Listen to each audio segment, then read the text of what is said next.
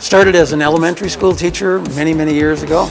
I worked in Alaska. I taught in schools in one-room schools in Alaska, where I was the only teacher and taught all the grades. And that's really what got me interested in technology.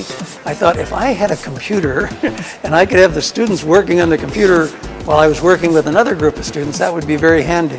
So I started writing computer programs back in the mid-70s, late 70s, and that led me into instructional design, software development, and I became a university professor, taught instructional design and technology for 10 years at the University of Minnesota, and prior to that at the University of Cincinnati, and eventually decided to go into business, started my own company, ran that for 25 years, and in retirement I found that I could go back to the university and contribute by offering online learning courses around the world to countries that were just beginning to get into it, and so that's what I do now.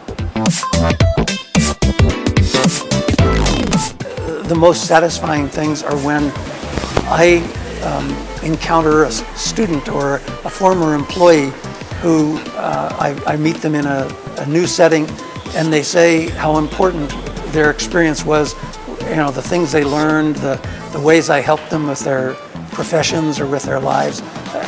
Those I think are the most important and unexpected and most satisfying things overall, is being able to help other people improve their situations in life.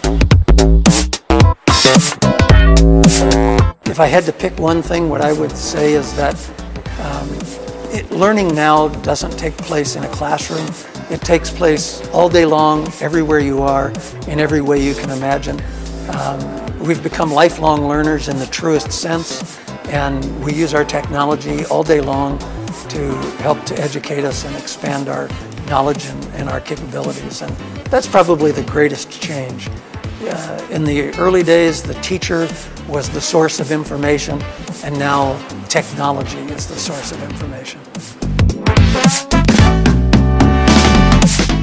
I'm sure that within a few years, Indonesia will be among the leaders in terms of online learning. The infrastructure is being built, the competencies of the professionals are being built, and I just think that there's every reason to be optimistic that there will be great changes coming very quickly.